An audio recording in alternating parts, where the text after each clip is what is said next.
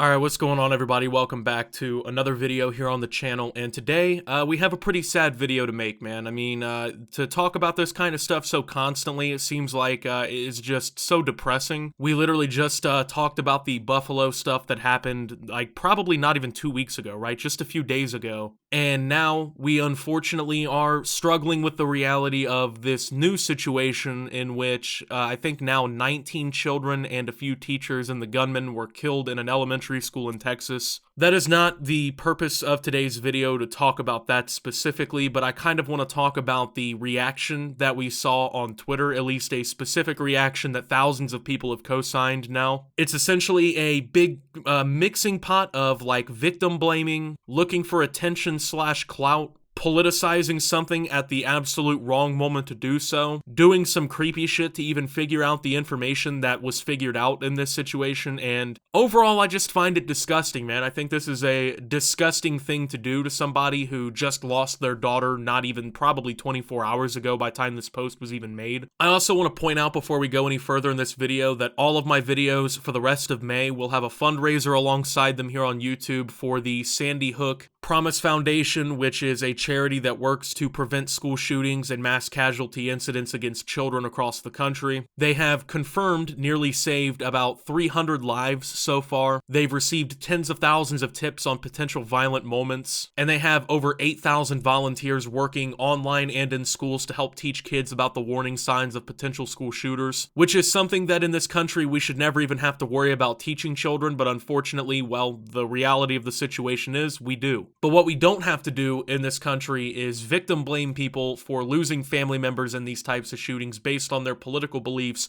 that we found by scouring their social media pages not even a day after the tragedy happened. The father of one of the victims from the Texas shooting was pro-gun and literally championing Kyle Rittenhouse on Facebook, so apparently this little gotcha moment here is supposed to be pointing out some sort of irony in the situation, right? Because this guy's pro-gun, and of course, he just lost his daughter in a mass shooting. Apparently, you know, if you're pro-gun, you know, you just condone school shootings, right? Yeah, that's just something you condone. You're cool with it, right? That's where we are as a country. That's how desensitized we are to these things, is the first thing we do is hop to Twitter to try and get a clout moment out of something like this. But first off, I don't really see any irony in this because this guy's not championing, you know, people who go into schools and just kill a bunch of people for the sake of killing people. You know, he has his own personal beliefs on why the Second Amendment should stand, just as other pro-Second Amendment people like myself do. And he, I guess, believed that Kyle Rittenhouse was in the right, so once again, that just, you know, that makes it ironic. That's what we gotta do. We gotta point out the ironic moments here on Twitter for why this guy's daughter, you know, got killed in a mass shooting. Now, as disgusting as this post is, and we'll get into this here in a minute, there's some responses to it that are even more tone-deaf and ridiculous that I also wanted to point out because I just don't get how you can say something like this. And they're saying it completely without any sort of emotion or regard. That's what's most insane about this whole situation. We just watched nearly 24 children get butchered yesterday in one of the most disgusting acts of terrorism. We'll just straight up call it that, because I don't know what else you can call something like this other than terrorism. Even though it just happened, we're jumping to Twitter for this. So, you know, as much as they want to claim that this is some sort of, oh, we're pointing out the irony kind of moment, that's obviously not what this is. So what's really happening here is these people want clout slash attention. You know, they want likes, they want people to retweet, they want people to follow them. They want to be known as the guy that got the moment right. You know, they want to be known as the person who, while everyone else was grieving, they were making quote unquote intelligent commentary about what happened. Oh, I'm pointing out the irony in this situation. Congratulations, fucking professor. You did such a great job, you know? These people don't care about what actually happened, and as much as they try to portray that they do,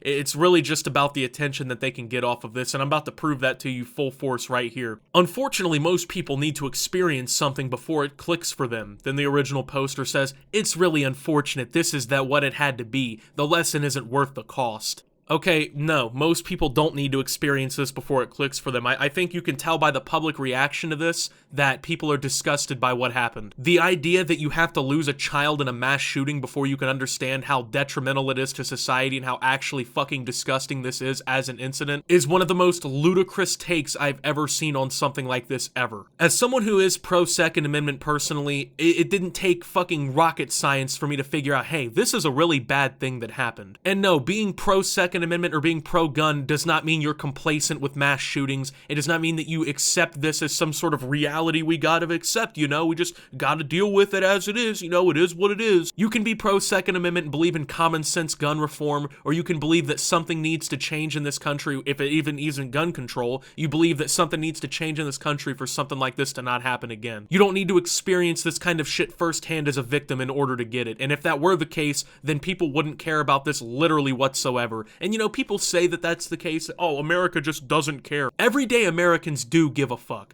Everyday Americans are disgusted by what we see. Everyday Americans are tired of having to deal with this problem. But when you have people like the NRA lobbying our government constantly, and you have people in government twiddling their fucking thumbs as children are being butchered inside of schools, it's kind of hard for you to do anything about that, right? What is the average American supposed to do besides vote better? And it's already been shown that most Americans don't care about voting better because our whole political system is basically a big sports game in the first place. But then if you needed more proof that this person really didn't give a shit, let's go ahead and cycle on to the next reply here. I know he deleted all those posts with the quickness. They still up, but I screen recorded in case the girls catch a case of amnesia. Yeah, because that's what's important right now. If the victim's family members delete some posts on Facebook, that's what really matters. You know, for the people who really seem to quote-unquote care about these mass shootings so much, y'all seem to really fucking focus on the wrong things. Y'all seem to intentionally focus on the wrong things too. What else other than, hey, I want some attention for what I've recorded,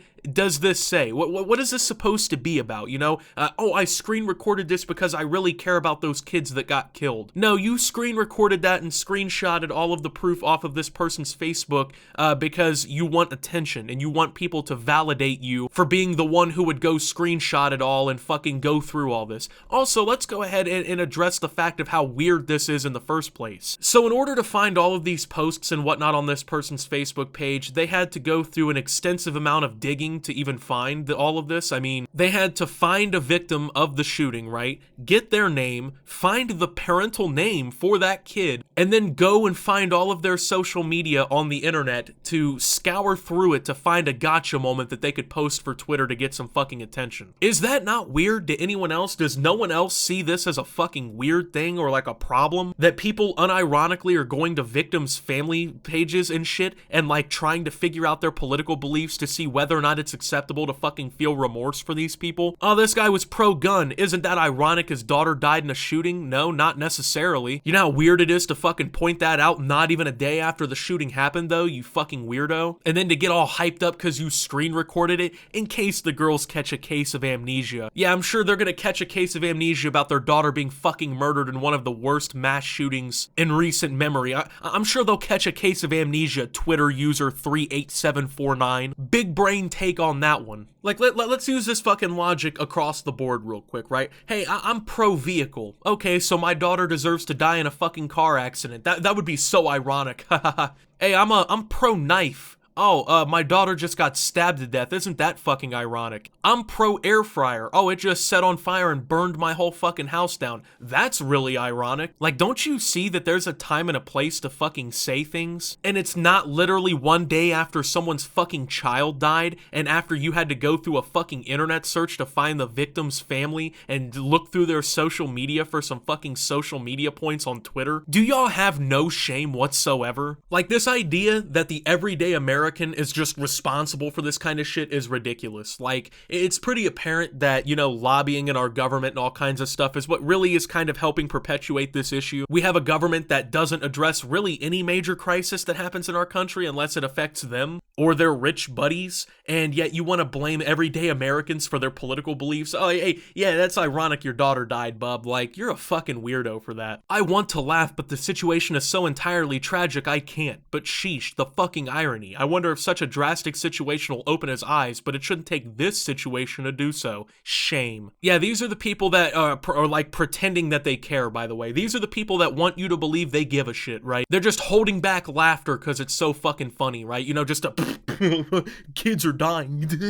Like, what the fuck is wrong with you, dude? Like, no shit, the situation's too entirely tragic you can't laugh.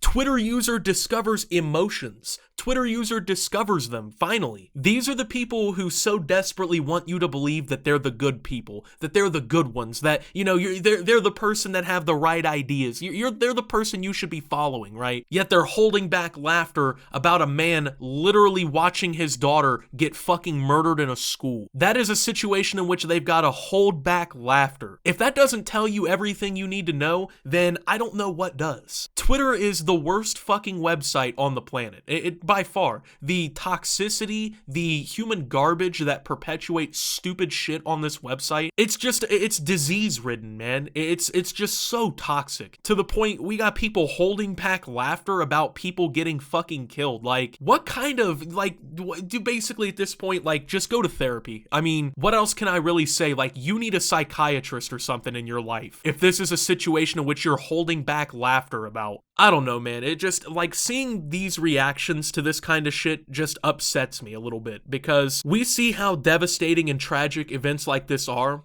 and then people like this just show their face and say the dumbest possible shit, or use the moment to put themselves up on a pedestal, right? And it's so fucking disgusting, bro. I don't really have anything else to say. I don't really know how to end a video off like this, because it's just disgusting. I guess I can leave you guys with this message. If this is the reaction you think is appropriate following something like this, then I genuinely encourage you to seek mental help, because this is actually insane. Like, to the point where I question you as a person. And you deserve to be questioned as a person for saying some crazy shit like this. So, with that being said, until my next video, this is Optimus, tired of having to come back and talk to you guys about something tragic like this happening, and signing out.